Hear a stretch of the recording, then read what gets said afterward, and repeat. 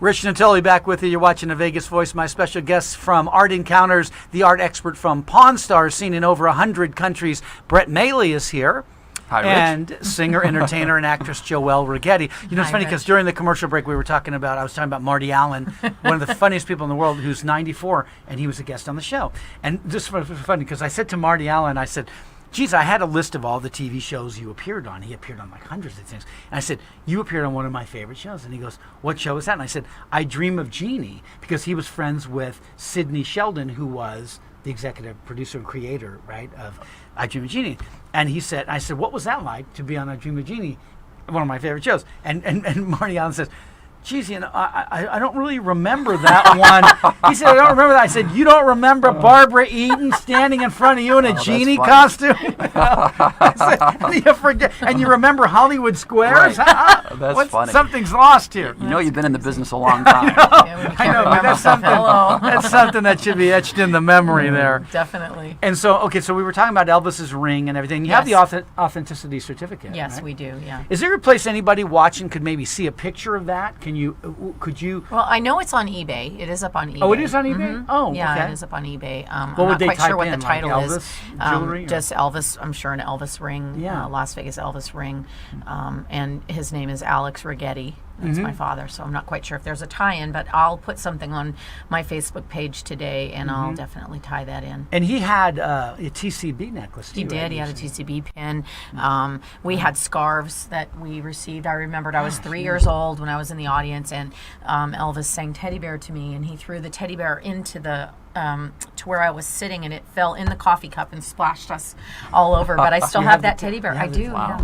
The teddy I'm not bear. giving that up. Now No, that teddy bear's bear. not going anywhere. We can put that on Pawn Stars, there you right, go. Brett? That No, would we're go not. I'm not doing that. There are some things, like my mom has a ring as well, and she just said to me last night, you know, honey, I would think about giving. I said, no. That's not even up for grabs. I'm going to hang on to that ring. Yeah. I would adore to wear that ring when I'm performing. So Yeah. So now, Brett, you collect art too, you said? I do. I mean, I'm not up in the strata of what we were talking about, the Picassos Yeah. and the Dalis, but I do have quite a few regional artists' work who I appreciate. So, Yeah. So now, how did you just? Those are things that just came through the shop and you liked it, and you. Sure, and that's how I encourage every collector to get started. Buy Yeah. stuff you like. It Yeah. doesn't matter if it's a named artist or not. If it's something Yeah. that you appreciate and brings you joy and it looks good on your wall and makes you smile, it's a good investment. Yeah, I remember when Wayne Newton was giving me a tour of his house after I'd worked with him, and he said there was a painting on the wall, and I said, well, what is this? And he goes, it's a Rembrandt. And I go, it's a real Rembrandt? And he goes, I have 3. Wow. And I go, 3? And he goes, yes. My So goodness. I said, what are they Wow. worth? And he goes, I think he said crazy. something like, I don't know. He said they were worth something like anywhere from $2 to $4 million a piece. Is that right? Well, for What an do you original painting, yeah, it wouldn't surprise me a bit. Really? Wow. And where would you sell those? In an auction house? You would Or, almost like- have to, I think, at an auction house like a Christie's or a Sotheby's or Yeah. place where, again, the creme de creme, the Rembrandts and the Dalis and the Picassos of the world usually are, that's where their market is.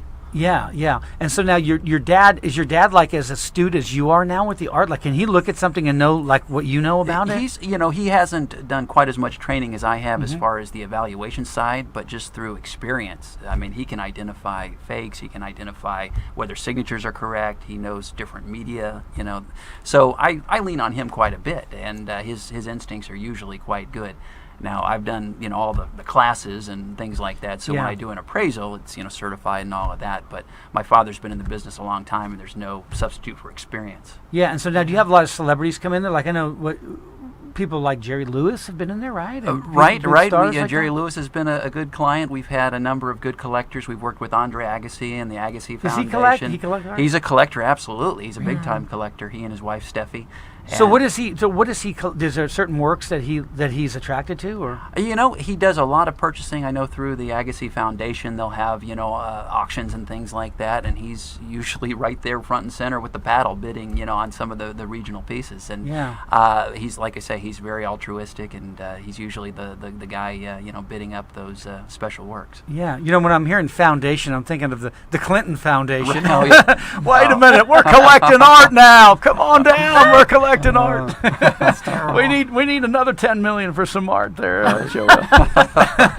No, but so that's pretty cool. So they just kind of wander in, or do they make an appointment? Well, we've been around a pretty good long time, and through the grapevine, most roads lead to Art Encounter. Now, how long you been here? We've been here almost 25 years. We opened in 1992. In the same location? No, well, we moved a different location. Our anchor gallery initially was at Spring Mountain in Valley View, which is the area that's now Chinatown.